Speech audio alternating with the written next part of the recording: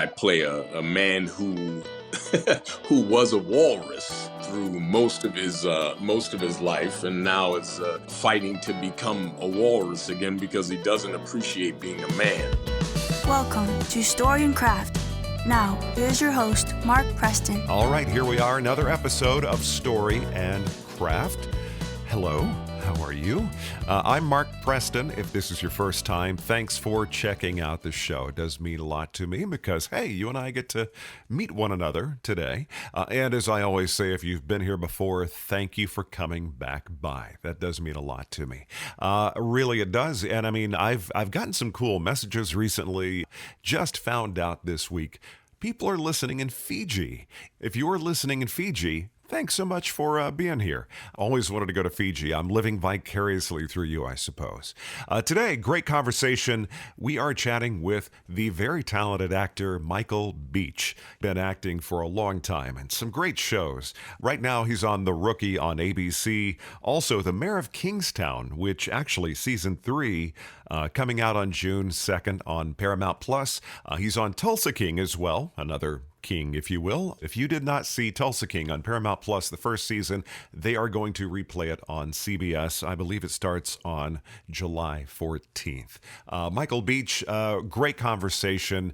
Really enjoyed sitting down with him. Learned a lot about his career and just a cool dude to sit down with. Hey, do me a favor if you would, a small favor, a little request. Make sure to like the show on your podcast app. Also follow the show. That way you get a notification every time there's a new episode of Story and Craft. And leave a review. I mean, all these things really do help out the show. Really enjoy the conversations I get to have and bring to you and, just like connecting with you every single week. All right, so let's get after it. Today is Michael Beach Day, right here on Story and Craft. So whereabouts are you joining us from today? Right now I'm in Pittsburgh. Pittsburgh, okay. Are you filming? Yeah, we're filming the last few episodes, the last couple of episodes of Mayor of Kingstown. Where are you from originally? Originally, I was born in Boston, in Roxbury, and spent my first 10, 11 years there, and then still stayed in the Massachusetts area, but went out to school, and then from there went to New York. So the family, were they in the arts as well, or were they in any kind of performance, or were you the odd man out there? Totally odd man out. Nobody had anything to do with the arts at all in my family, and still don't actually. I'm the only surviving arts guy. You said you went to New York. Did you go up there for acting, or were you education-wise? Yeah, I ended up, in high school, I thought I was going to play football. And then after an injury that didn't allow me to continue, that's when I started acting. And so I went out to New York because I had gotten into theater school. And that's where I went and really got my formal training. Where'd you go to school? I went to Juilliard. Speaking with Reed Diamond, I think. Reed Diamond, yes. Yeah, I think you went out there. Yeah, Reed and I worked together on something, but Reed is after me. I was just thinking the other day, because you mentioned New York, I think the first time I became aware of you, and you always, I'll get into it later, but you always land on shows I really like. I was like, it all started, I think, was it Third Watch? Yeah. That was about 21, 22 years ago, I think. Yeah, I think Third Watch started in 99. Same year that, believe it or not, because same year that West Wing started and SUV, Law and Order, or SVU, sorry. It was good for NBC. They had they came out of the gate. With some winners right there. Yeah. I'm sorry, I just had to process that. That's over 20 years ago. I was like, yeah, 25 years ago now. Wow. So going back to football, what position were you playing? I was a running back. Yeah. Who was your team? Patriots, or were you? Well, at the time, I was a big Patriots fan, mostly because that's what my mother was. Okay. And because to be honest with you, even though I was very active sports guy, and even after that got into martial arts and stuff, I never really watched a lot of sports. And to this day, well, for the last 30 years, really, I almost never watch any sport. I did go to a lot of live basketball games because Okay. Okay. I was doing things with people that were very very connected, so I was able to go to a few live games, and I found those to be very exciting. But didn't really watch much on TV, and still really don't. Yeah, that's something that rest his soul. But my grandfather used to like. We're from Dallas originally, and he loved watching his Mavericks Right. and the Rangers, of course. And my Rangers, they finally did it. They finally did it. But the thing is, I so wanted to get in because he would watch every Mavericks game. We were in the car with him. He'd be listening to the broadcast. I just never got that. But I like going to the games. I mean, sitting down, having a hot dog, drinking a beer, watching people work. I mean, that's pretty cool. Right. But I just never got that into. I enjoyed playing, but that's kind of funny. I haven't heard too many people say that. Usually, people are pretty fanatical. But just like when it comes to that, then if that's the case. You mentioned your mother. What kind of vocation did she have going on? My mother was an educator, really. She started out, back in the she's my mother was a single mom with four kids that really just stressed education for us. She didn't make it to college right out of high school.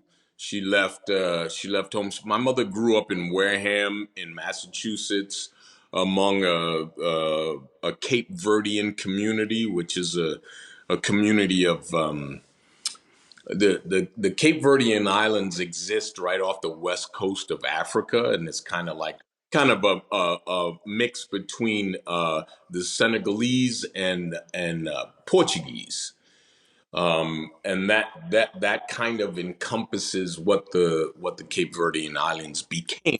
Now, does she come over from there, or is that just where her people came from? My mother was full blooded. Her mother and her father were both Cape Verdean from an island called Fogo. There are 10 inhabitable islands off the west coast of Africa that encompass the Cape Verdean Islands. There are more islands, but there's only 10 that you can really live.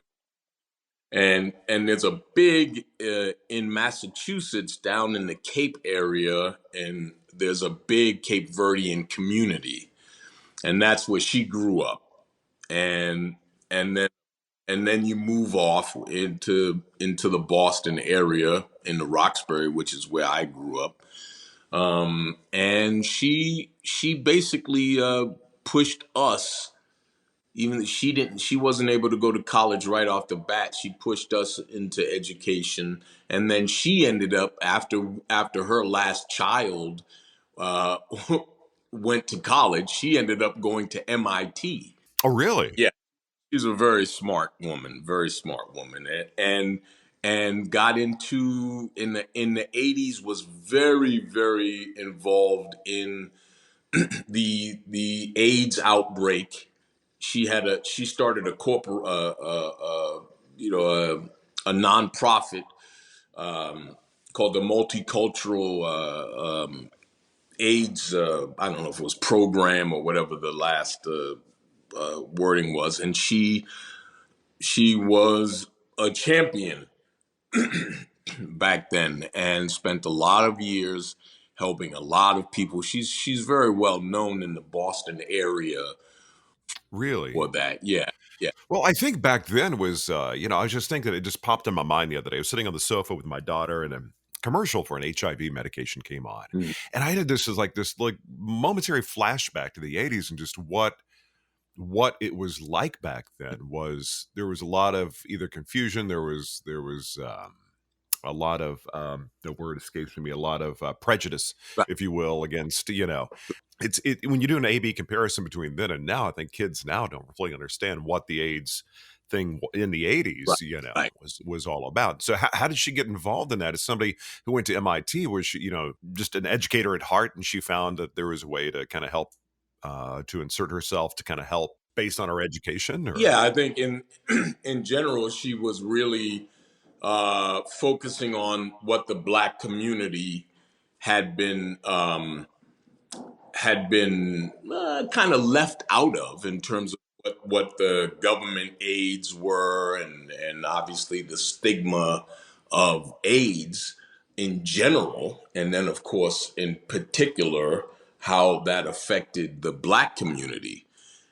So, but her, the name of her organization was multicultural. So it had to do with a lot of groups that were marginalized in many ways. But of course, if you're marginalized in the general way, then when AIDS came along and it was marginalized, no matter who you were, it was obviously exponentially marginalized among the minority community, and that's something that really bothered her. And so she, yeah, and wasn't there some like internal prejudices as well? Because those who had it was considered a gay disease. So if you were in this community, and there are a lot of moving parts to that, a lot of social uh, can't think of the word, but there are a lot of social stresses to,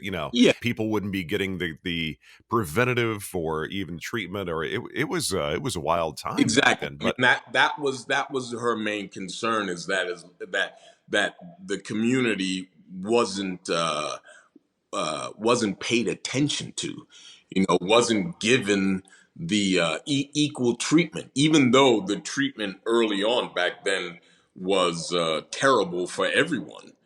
But and can you imagine if it was terrible for everyone? Then in her particular view, and the view of of history, really, that it was particularly terrible for those who it was often many things were often terrible for. was this like early 80s, early mid 80s? Yeah, early on. I mean, she was there from the beginning. Before it became national.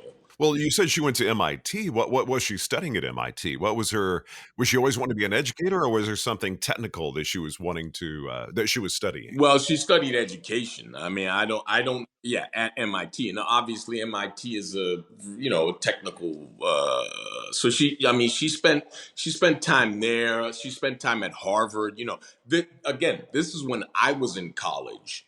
So I wasn't even living in Boston at the time. She stayed in Boston her entire life.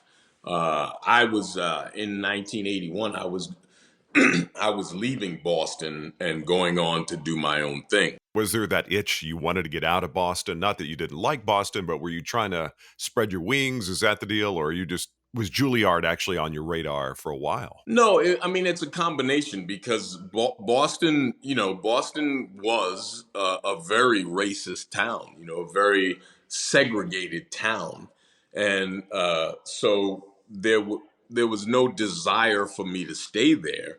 But it wasn't Juilliard was like, oh, I got to go to Juilliard, because to be honest, I had no idea what Juilliard was. I didn't even know there were schools that you could go to and train in the theater. That was totally news to me. Because remember, I was I was a football player, and I was hoping to go to some smaller football schools to get a scholarship, and I had some nibbles on me. But then when I was hurt and I started acting, and it was literally, you know, a year or less from the time that I first started acting until the time that I got into Juilliard. So I didn't have this long history of acting in theater before Juilliard, to have any kind of preconceived notion about Juilliard or anything. It kind of seems like you sort of seized the moment as you saw the trajectory, and it was kind of right there, and that's very cool. Yeah, well, it was actually told to me, because again, people said, "Oh, you should audition for this school and this school and this school," and I said, "Okay, you seem to know what you're talking about." And I knew I really liked acting, so I auditioned for these schools, and with no preconception about which one would be better for me to go to. And then it was, people told me, they said, "Well, you have these choices. I think the best choice for you would be to go to Juilliard." And I accepted that, and that's how I ended up there.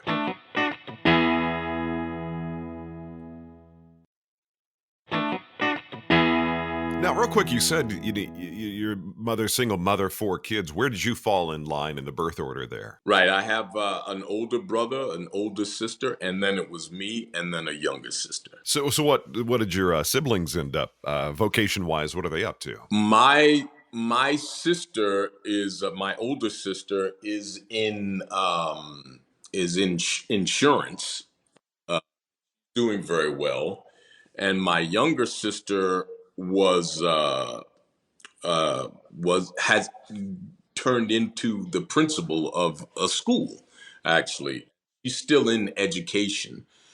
My older brother, he had some troubles with finding his place, and didn't end up going to college, and but eventually got his GED, and he became an artist, a painter, and now has been for multiple years has been working with children for God, a few decades, a couple of decades at least, and that's his thing now. Well, I always kind of like to check in with people that came from. I'm an only kid now. I have 3 kids. I get to live vicariously through them as what's like to have siblings. But do y'all still have with 4 kids and you having kids? Y'all do the big family get-togethers for holidays and stuff? Or y'all kind of a tight family like that? Or are you still, since y'all are spread out, is that maybe a little bit Yeah, less? we actually have never been very close, to be honest with you, until the death of my mother. My mother passed away in 2017, and we all gathered. I was actually shooting out of the country, off the continent. I was in Australia at the time, and my brother and sisters delayed my mother's services so that I could come. Um, and it was literally, I think, at that time when we decided that we were going to be stay in touch more often, because we really weren't uh, we weren't on the phone talking all the time, or in fact, almost never. My wife's family is the exact opposite. I mean, they're always on the phone and always doing FaceTime calls, and so since that time, we've definitely been more in touch, but we still don't have family gatherings. I think we've had one where one or two of us would see each other. We were trying to get together for this Thanksgiving, actually, but I don't think that's going to work out as well. But we do have a family text between the four of us that is actually much more active now. So we do say hello and let everybody know what's going on. Well, it's a lot easier now with having text, being able to do that. I, as a father, try to be efficient. I got my youngest daughter here, and my 2 oldest are at school at Loyola in Right. New Orleans. So if I have the same thing to say to all 3 of them, I'm like, that's efficient. I can send one text that goes to all 3. As my high school football coach once said, I'm not lazy, I'm just very efficient. By the way, I want to back up. I always end up talking about food at some point in time in every chat. You say Verdean, right? Is that how you say Cape Verdean, yes. Cape Verdean? Food wise, I'm curious. Was your mother a big cook? Is there a big heritage of cooking in that neck of the woods? There is actually, there is, but my mother was not one of them. my, my mother was not a good cook at all, which is weird because my grandmother was a huge cook. Like, that was her love. So what's kind of the cuisine? Is it seafood based? Is it more African? What kind of culinary tradition? I think it's a mix. I mean, I'm not a big food person, so I don't know the origins of it, but they're definitely there are definitely foods that I have grown up with that my from my grandmother and actually my uncle and my aunt were have kept it going on. So my wife has gotten recipes that were passed down, not even from my grandmother, I think before my grandmother. Um, and we still have some of those at my house, even though unfortunately, the Cape Verdean heritage has not really been passed down to my kids. My adult kids. I have adult kids and I have younger kids. How many kids do you have? I have 8 children. Yeah, 8. 8. Yeah. You have a team. Basically. Yeah, I have four from my first marriage and 4 from my present marriage. Growing up as an only child, I always thought it'd be cool to have a big family. And once I got to 3, I was like, I think we're pretty good. I think we're pretty good at 3. You're a smart man. That's why. They're not cheap investments, but they're wonderful They're the best investment though. You're in New York. You're at Juilliard. How did things blossom from there? Had you been in New York working post Juilliard? Had you been doing kind of the circuit, the soap opera thing, kind of the usual circuit a lot of actors do in New York? Right. To be honest, I was pretty fortunate in terms of uh, getting into film and TV right out of Juilliard. I thought going there, and once I got into the training, and it's very classical oriented. I started my first film maybe two weeks after I graduated. Right in the city, I did my first film, and from that point on, I just started doing film and TV. So I literally, in my entire career, have done very little theater. Most of it has been film and TV, and I pretty much stayed in New York about 2.5 years after my graduation, and then I moved to LA because I actually was doing a film in LA, and then I got another film while I was shooting that film, and then got another film while I was shooting that film. So, at the behest of my agents at the time, I talked to my wife and I said, maybe we should move out here because this is the hub in terms of having meetings and then acquiring more and more work. So I was in LA for about 10 years or so before I ended up getting Third Watch and going back to New York and staying. Then I was bi-coastal because Third Watch had never become the hit where you knew that, oh, we're gonna automatically get a second season. It was a great ensemble, though. I think it was a wonderful ensemble. And then you had, unfortunately, serendipitously, you had 9/11 happen, which that was right. Right. Oh gosh, now I'm having to use my memory, which my kids make fun of. But like, you need a horrible memory. But I remember that was right about then. There was a special they did. There was some kind of tie-in to the moment there. I don't know if it's fundraising kind of a thing, but I seem to remember there was something going on, and it seems like that put a little bit more focus on that series. There was a little bit. It seemed like they had, like I said, a wonderful ensemble. I mean, there was Skip Setta. Yeah. There's a lot. Kobe Bell, Bobby Cannavale, Kim Weaver, yeah, Anthony Ruivivar, a lot of us, yeah, when 9/11 happened, the question was, should we even come back? NBC was wondering if we would be taking advantage of the situation or if it was appropriate.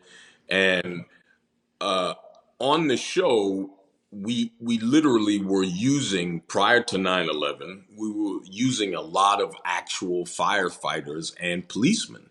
They were not only consulting us, but they were background and every once in a while they had a line here or there, and a couple actually became recurring characters. But the question was, do we come back? And overwhelmingly, the firefighters and the police said, you have to come back. You know, it's very important. And so that special that you were referring to was basically more about them than it was about the characters. You know, we did real interviews with real members of the FDNY and the NYPD, and you know, about the people that they lost and what was going on that day and all of that. And so it was very moving, and you know, and we just became closer with those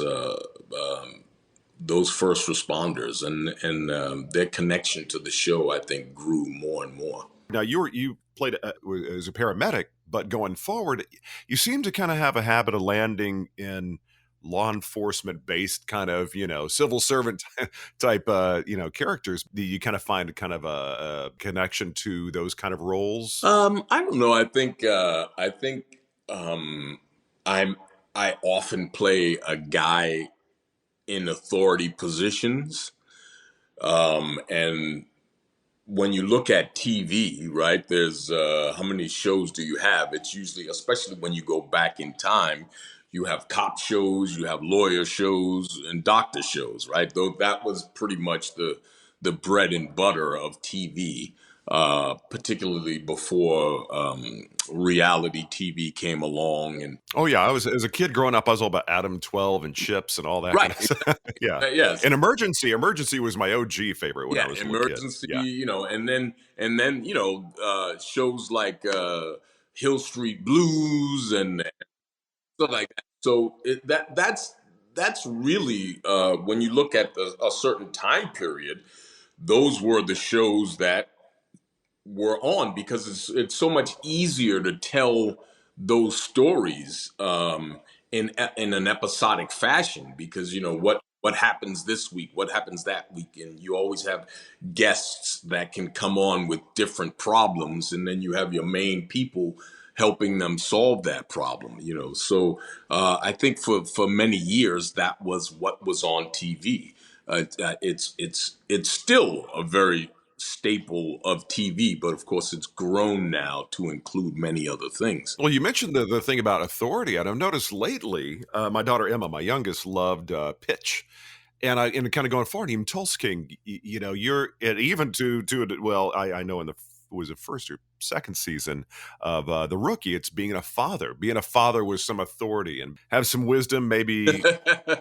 Well, you know, of course that's age, isn't it? You know, When I was acting more, my agent, the role started changing. right. you know, a little less hair, a little more gray. It just started naturally changing. You know? Exactly. Do your kids give you any feedback on, like, you're playing a dad, like in Tulsa King? You know, you got a son you're trying to keep on the right track. Right. You know, one of my favorite scenes is when y'all kind of had that big dust up, you know, and you all got together with your baseball bats or whatever it was, and it was like, right. It's like, that's a dad that's really supporting his son. Forget going to baseball games.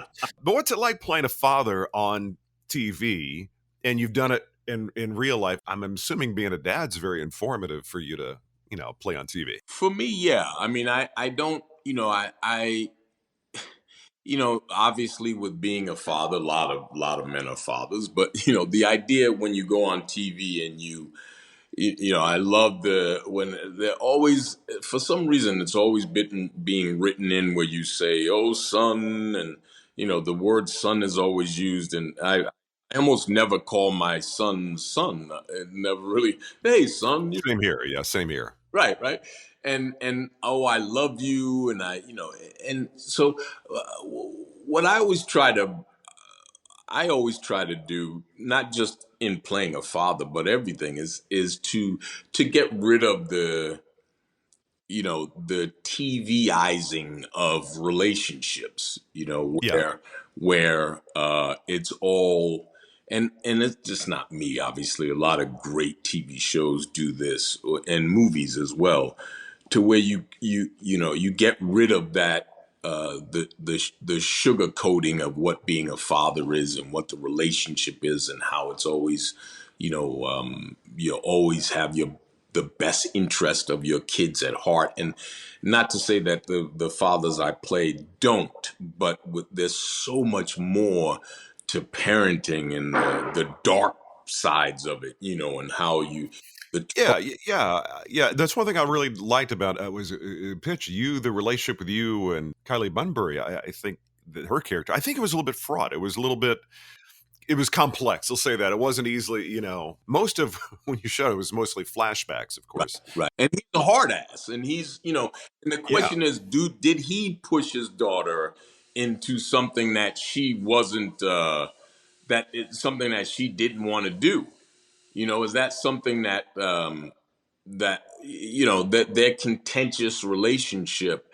But what I really loved about that show, and that, we didn't get a long time to do it, and right. is that it was, I think anyway, much more in line with a real father daughter, or even father son relationship, Yeah. because was some of his failures being foisted on her, I you need to succeed, where he didn't, and I'm pushing you beyond where I should. I love bringing some of that in because that's much more real, and Mhm. in the end, did it help her or did it hurt her? And that really is kind of left up to the viewer, although obviously, she's the first woman to play in the major league. Either there are certain series I wish had more seasons because I think there was definitely more story there. It could, that's one of those things. My daughter really loved that. Baseball's kind of a great medium to tell stories in. Mm. But with the interesting thing, she being the first female playing baseball, the relationship y'all had was more what you'd think of like cliche father son kind of a thing, Right, But right. now going forward, you're doing Mary Kingstown. How's Jeremy Renner doing? I've been watching some of his videos. He seems to be just kind of bouncing back. He really is. I mean, he's that was the big question. How much will he be able to do? Because this is the first job that he's had since his accident. Right. And so I think they took that all into account. They spoke to Jeremy and how he felt. Hugh Dillon and he are pretty close, and so they said, okay, what we're gonna do is we're gonna cut back on his time on set. So whereas before he was always around. Now they're gonna say, oh well, we're gonna find days where he works one or two scenes, and then days where he's off completely, so that he has the ability to rest and to recuperate, and he's still working out and taking care of himself and getting the treatment that he needs. But if when you talk to him, he says he has felt stronger each and every week. And being on set with him, you can tell. You're like, this guy's an animal, man. This guy's a Yeah, because I looked at some of his YouTube, not YouTube, I'm sorry, Instagram stuff he had posted. And I was like, man, he's put in some work. That poor guy, man. It's like I don't, that might have just done me in. I mean, like, all right, Yeah, I feel the same way. But he's a workhorse, and he's enjoying it. He's not here, fighting it like, oh, I shouldn't have done this. I shouldn't have. No, he's enjoying it, and he, obviously the one of the good things about him being able to come back, but being cognizant of whether or not how far we can push him, you know, was that the storylines opened up for other characters. Oh, true, true, true. Yeah. Yeah, yeah. I think you have listen, it's his show. It's about the mayor, and he's the driving force, and that doesn't change at all. And you see Jeremy, he's the guy who's on screen most of the time. But in order to accommodate him, the writers, producers opened it up a little bit more for some of the other characters. So you have you know that's one of the benefits that the show and the audience is going to partake in, is that it's much more, you get much more detail from the other characters and their storyline. Well, it's kind of like even the rookie. I mean, Nathan Fillion, of course, it's the rookie. He's the rookie, but really, it's a great ensemble. The same kind of a deal there. But I was curious, are you at liberty to say, or are we going to be seeing you showing back up in Tulsa King? I know they're shooting the new season. Are you at liberty to discuss that, or? Yeah, no, I'm very much in the new season of Tulsa King. Then they moved production up to Atlanta, I think, Right. didn't they? Or okay. We went from Oklahoma to Atlanta. Yes. Now, as far as rookie, I'd be remiss. I'm so glad because I know after the first season, there was a little bit of not sure, how it's going to go, and then they just hit 100 episodes. 100 episodes, I think. Right. Yeah. How did the rookie come to you? Just one of those just casting things, just like any other, or is there kind of a story behind that? Actually, I actually auditioned for Richard T. Jones's character, and it literally is one of the last kind of big auditions I actually had when because I still audition, but not that often, not that much. But that uh, it came down to Richard and I, and we remember the old. And I guess it wasn't that old because the show has been on 7 years now or so. But when you would go into network audition, so it came down to me and Richard. A lot of chefs in the kitchen when it comes to network, Yes, so procedurals like that. right. And basically, for those who don't know, when you network, you go into a room and you have all the studio people and all the network people. You can have upwards of 25 people in the room, and you're doing your audition for them. And then the next guy goes in. When you get to that stage, there's only like 3, maybe 4 guys vying for the same role. So I went in, I auditioned for that. Clearly, Richard got it. Then I guess, I don't know at what point, the creator of the show asked if I would come on as a recurring to play the role I did, which actually happens to me a lot. I mean, that's what happened to me on ER. Yeah. I actually had I went in multiple times to network. And of course, that goes back, 30 years. Yeah.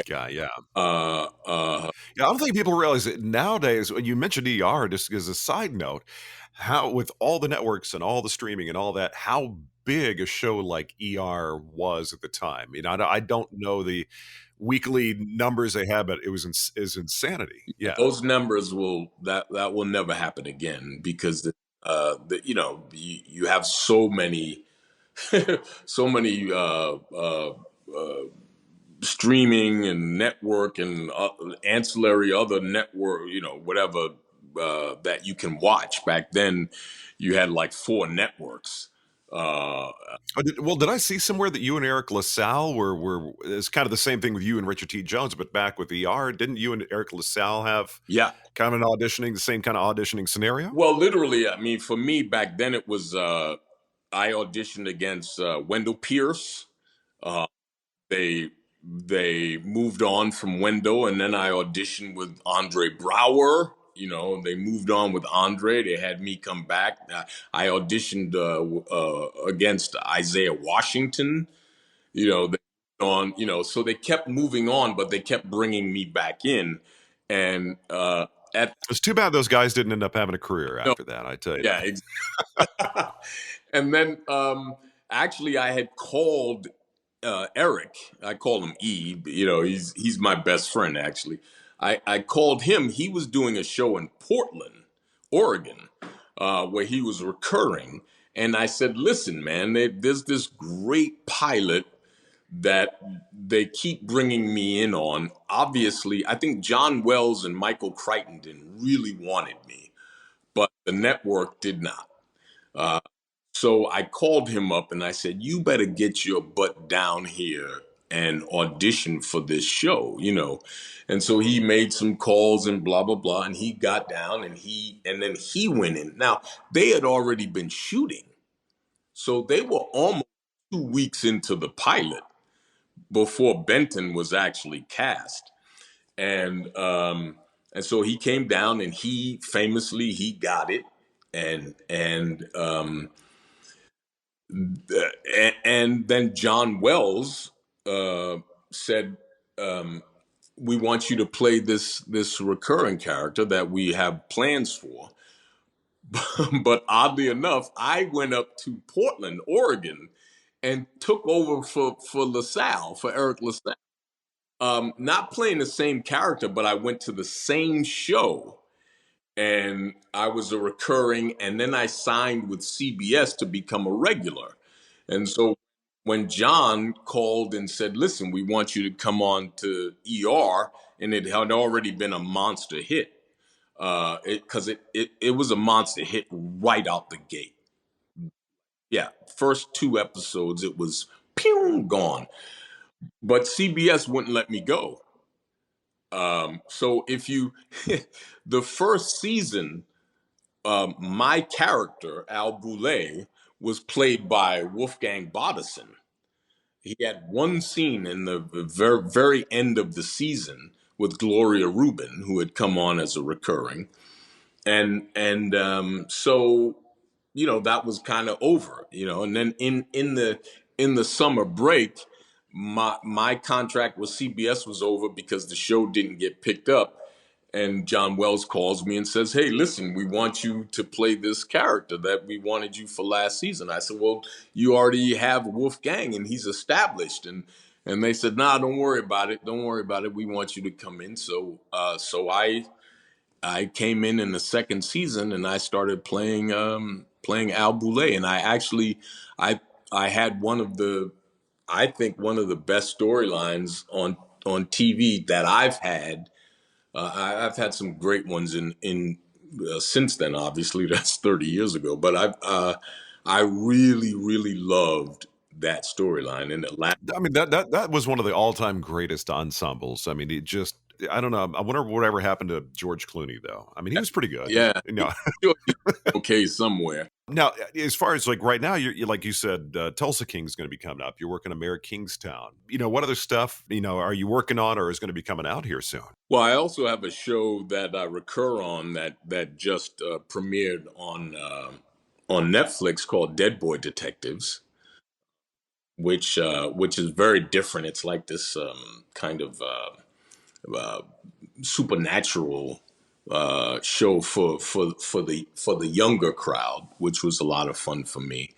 Where I play a man who who was a walrus through most of his life, and now is fighting to become a walrus again because he doesn't appreciate being a man.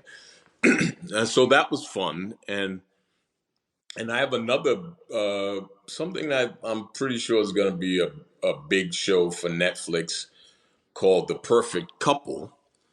But I don't have any details on when that's going to be premiered, or even when they're going to start pushing that. But that's got an amazing cast led by Nicole Kidman and Liev Schreiber. That's what's in the coming out that's already shot. One of my favorite actors, guy shows up on a lot of stuff. Reed Diamond mentioned it. What did you work on with him? Reed, we did a show long ago. I think it was a short, I think, and we also were on a couple of shows, I think, but where we didn't have much to do, but we were in the same show. But this show was, to be honest, I can't remember the name of it, but it was. There used to be a small company called Chanticleer, and they did these really interesting long form shorts. You know, they were still considered shorts. But where they played, that was the whole, you know, this was before, you know, this is long before all the venues that we have now.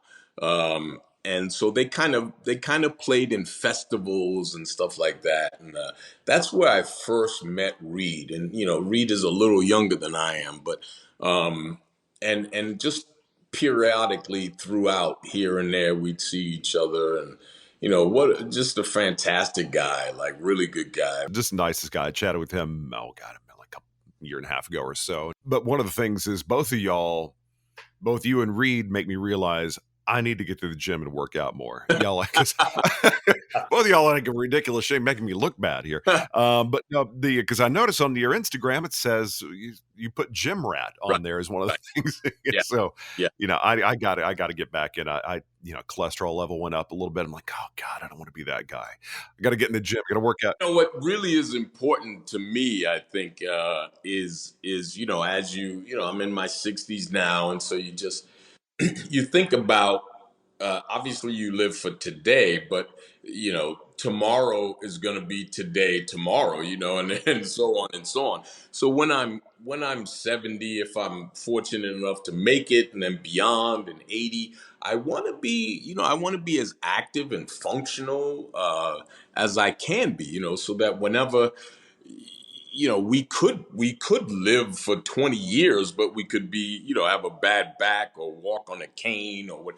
And I'd rather spend as much time as I have as functional as I can be. And so that's why it's always been important to me, but I think now I'm working out in a different way. uh, Especially I have terrible wrist problems, and that prevents me from doing a lot of things, but there's still a lot of things that I can do. And you know, becoming more and more aware of what I put in my body. And That's something the other day after getting my blood work back. It's like cholesterol levels, I think is genetic. It's a little bit, so I'm sitting there going, so it's like, you know, I told my daughter last night, I was like, we're going to go to the grocery. We're going to go there. She's like, no, I'm going to stay here. It's like, so I'm going to the grocery, come back. She's like, where all these vegetables yeah. come from? It's like, should have come to the grocery. You want to vote? Come with me, you know? Right.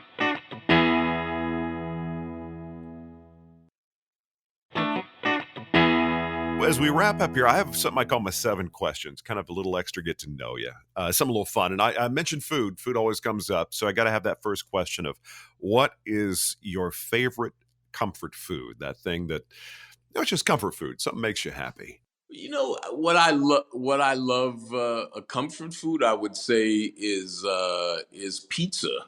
You know, pizza and fries.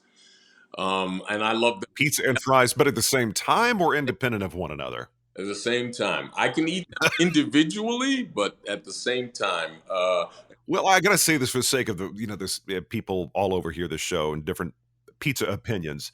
What is you've lived in New York, you've lived in LA. What kind of pizza do you feel is righteous? thin crust is pizza. Yeah. Yeah. The thick crust in Chicago and other places, I mean, it's not bad, but it's not pizza. It's a different thing. Yeah, it's a different animal. Yeah, we have a little on the island where I live here. We got a little pizza place called the Pizza Joint, and it's just that old, like that old school neighborhood pizza place you go into. The smell and the way I assess a good pizza joint is if they still have anchovies on the menu as an ingredient. Even if you don't like anchovies, you know they're still real deal. Right. Next question: if you were to sit down and have a talk story for a few hours, 3 people, living or not, who would you like to sit down with at a table and have some coffee and just talk story for a few hours? Three people. Wow, 3 people? Ooh, that's a good question. Wow. I guess, wow, that's really a good question. Well, living right now, it would be, you know, my favorite actress, my favorite actor, period, would be Meryl Streep. Oh yeah, yeah, yeah. Yeah, I would love to, if I could sit down and talk to her and just, you know, run through her brain about things. particularly acting, but anything, because I'm such a fan of hers. And she is the ultimate chameleon. I just watched the other day. Just Don't Look Up, that Netflix Yeah, thing yeah, with Jonah Hill. yeah. I have no idea really who she Right, is, even if you've seen her, because she's so. I heard once she actually has somebody come over to her house when she's considering a role right. to do makeup and wardrobe and just kind of see how she feels. And I mean, she's really got a thing going on. But yeah, she would be amazing to sit down She'd be with. amazing. I guess the next I would like to speak to. I would like to have a sit down with Frederick Douglass. I think uh, his his take on life and positivity and particularly from a man who went through what he went through and the changes in his life, that is just remarkable to me. And so I would love to have a sit down, particularly since he has no idea what kind of how things have worked out and what era that we're in. But his quotes and all his thoughts still hold But up. that's A lot of common But sense. if you think about people that complain about life today and about what we go through, and of course everything is you have to live in the time that you're in. But for a guy to have gone through what he went through at the time that he went through and still have the cojones and the go getiveness, that to me is remarkable. Yeah, he was kind of like that vibe. He's just unbendable. That's a great word. Yeah, he's unstoppable. And I love that. So that would be somebody I would really love to talk to. A third person. My goodness. You know what? Honestly, it would have to be one of my grandfathers because Yeah. Same here. yeah, Same here. I never met them. You know what I mean? So I've never seen them. I've never been in their presence. So that would be, for me, that would open up a lot of information for me, I think. Oh yeah, and is that if you get older, you always like. The other day, I just had to split 1/10 of 1 second. We'll think, gosh, I would love to call my grandfather, discuss parenting, Yeah, business, yeah, life. What do you think about this upcoming election? You start realizing when you're younger, you just don't know all the questions to ask. And if you haven't met right. your grandfather, you want to make that connection to your history. And yeah, my grandfather is always one of my three. Yeah. Now, if the next question, who was your first celebrity crush when you were young? My first celebrity crush, it would probably be Pam Grier. I mean, in the '70s, black exploitation films for me they really opened up my eyes, and I'm still a huge fan of them. And obviously, we can put them in their given period, but I thought there was some that were fantastic, and some of the people that I got to work with who were uh, big black exploitation stars, and Pam Grier being one of them, even though I didn't have a lot to do with her. In terms of crushes, just not just physically, but Oh yeah, yeah. She had was chutzpah, yeah, that yeah. yeah. So that would be my first, I think. Very good, very good. Now, last few questions here. Now, if you were going to be not forced, if you had the opportunity to live on an island for a year, no internet, you can't stream, watch anything, get Spotify. You can bring one album, and you can bring one DVD, one movie for a year. It's like a wonderful resort. It's still pleasant to be there. But what album and what movie would you bring with you? Whew. Wow. Oh man, that's a hard question. It would definitely be R&B, but older, like maybe moving towards the pre R&B, I guess the '70s funk. I don't know if it would be James Brown or Rick James. I don't that I can't I couldn't narrow it down. I really couldn't, but it would be probably from the '70s. Now, if you were to define a perfect next question, perfect day, time you get up to the time you go put your head on the pillow, what are the component parts of a perfect day for you? I know a workout's got to be in there somewhere. Whatever that day is, it would include my wife. No question.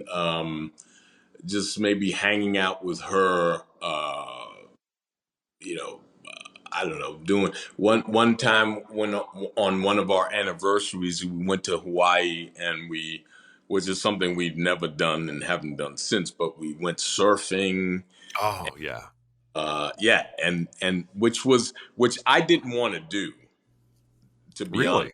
I had no desire, but I was like, I'm gonna do whatever you want to do.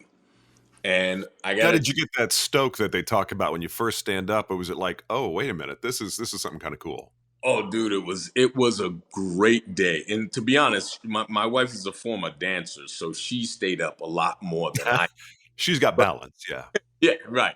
But we'd actually have on video a time when we both stood up and we both rode the wave in for probably what was the longest time that we were each able to stay up, and we have video, and so it's awesome. It's and it was one of the we were able to have a nice dinner and just hang out on the beach and talk and hang out. And so that whatever it would be, it would include my wife. Just kind of living in the moment with her, Yeah, yeah. yeah. I could do. Yeah, it doesn't. There haven't been too many disappointing days in the 24 years that we've been together. So That's awesome, man. I like that. I like that. Now, last couple questions. If you weren't doing this, I have my suspicions of what it would be. But if you weren't able to do this, what for a living, what would you find joy doing for a vocation? I mean, that is a very I have no idea. But I mean, if I could I teach it? Because if I couldn't be That's doing, what I was thinking. I was thinking education, with your mother. I felt like that there's a yeah, through line there. I could, if I couldn't be doing it in terms of actually being an actor, if I could teach it, yeah, that's something that comes to mind because I don't know. I used to when I was younger, before I even went to college, and actually during, I used to work for my uncle who had pipeline construction. Rolling out the copper, connecting the water main from the main to whatever new building or whatever was being built. And I got to tell you, of course, I was young. I even did it illegally because I was too young at some. But that's something that I did a lot that I would never want to do again. Hey, a big part of life, like I tell my kids, a big part of college is learning what you don't want to do as much as it Right? is what you do want to do. Exactly. But as a side note, as far as like another vocation, one role I think I'm like, if you show up in it, I think it would be perfect is in some film that requires a wise but tough NFL coach. I'm saying how has this not come across your a screenplay come across your desk yet for that? Because I'm like, this guy's meant to play a coach. You I've played coaches before. A boxing coach, even basketball. Believe it or not, at my little stature. So I have played coaches before. And well, in Lean on Me, actually, I was the football coach, but we have no scenes of me coaching football. But I have done films and or TV things where I was a coach or a football player. That's the beauty of what the future holds. I have no idea what kind of call I'm gonna get after we hang up or tomorrow or the next day. I'll put that energy out there, man. NFL coach, NFL coach. Now, the last question I got for you: if you were to jump in that DeLorean, little time traveling, you go back, 16-year-old you've got a piece of advice to make your path at that moment maybe a little easier, or maybe to set yourself up better for the future? What would that piece of advice be to 16-year-old you? That's a great question because I'm not sure if it would make my life better or not. But one of the things that I never did in my first uh, 15, 20, well, pretty much mostly in my career that I never really did was sell myself. Was do a lot of publicity and you know uh, market myself. It was something I never felt the need or desire to do because I always thought it's about the work. I just want to be a working actor. I want to, and the reason I would tell myself that is because it's so much. When it comes to setting yourself up for making money, for having choice in terms of what you do, it's such a huge part of it. Oh, yeah. Like if you were 20 years old now, you would have to be all over social media and understand. I mean, I spoke with somebody a while back. They're like, talented. And if you take two 21-year-old actresses, female actors, one has Right. millions of people following her on Instagram, and the other one, maybe not as much, but a far superior and skilled actor. They're still trying to sell tickets. So who they get? That's It's an right. interesting paradigm. The older folks are like, "Ugh." But there's got to be a way to do it, like a smart way. Like I never did it, right? And to this day, I've only really entertained this. I've only actually done this twice in my life, where I hired a PR, uh, um, persona PR actually, which is fantastic. But I don't do it much. And now, being in my early 60s, you just you know what's the smart way of doing it? Because I'm not, even if I wouldn't go tell my 16-year-old self, hey, just do whatever, da, da, da, just you want to be famous, because that's not the intention. Obviously we know the more known you are, the more you are to apt you are to make more money and stuff like that. So the intention is, yes, I would like to make more money, but the truth is I would just like to have more choice in terms of what I do. Because it, if it came down to me being famous just to be famous, and me being in the situation I'm in now, I'll take the situation I'm in now times 10. That makes all the sense in the world. And I think you're doing, I think whatever you've done, it's fantastic. Like I said, you're always showing up at my favorite shows. Life is great, and I couldn't be happier personally. And I'm fortunate that I still feel valued in this business, and so I have nothing to complain about. Well, my friend, I more than you know, I appreciate you. I know being busy, carving out a space to chat, it's sometimes a challenge. So I appreciate you giving me this time. Nothing but the best of luck to you. I'm really hoping we have a chance to catch up down the line. Absolutely. Thanks for the interview, Mark. Take care. It's a pleasure, my friend. All right. Bye. All right, there you go, Mr. Michael Beach. What a great conversation. Really enjoyed it. Like I said at the beginning, Michael has been in a number of shows I've enjoyed watching, and it was cool to sit down and chat with him, learn a little bit more about the arc of his career, as it were. Now, don't forget, he is on Mayor of Kingstown, Season 3, coming out Paramount Plus June 2nd. And if you did not catch him in Tulsa King on Paramount Plus, they are replaying Season 1 on CBS. I believe it starts July 14th. And of course, The Rookie, our family favorite, so you can catch that on ABC. All right, there you go. That's it for me for this episode. Again, thank you so much for being a part of the show. Being here does mean a lot. Again, if you're new to the show, great to have you. Hope you come back to check out the mischief I got going on next week. And of course, the small favor is to make sure to like the show, leave a review, leave some stars, ring the bells, whatever you do, depending on what platform you're on. Of course, if you follow the show, you get notified every time we have a new episode coming out. Another one's coming next week. We'll be back together, you and I, so enjoy the rest of your day or your evening or whatever you got going on. Thank you so much for being here, and I look forward to talking with you next time, right here on Story and Craft. That's it for this episode of Story and Craft. Join Mark next week for more conversation, right here on Story and Craft. Story and Craft is a presentation of Mark Preston Productions, LLC. Executive producer is Mark Preston. Associate producer is Zachary Holden. Please rate and review Story and Craft on Apple Podcasts. Don't forget to subscribe to the show on Apple Podcasts, Spotify, or your favorite podcast app. You can subscribe to show updates and stay in the know. Just head to storyandcraftpod.com and sign up for the newsletter.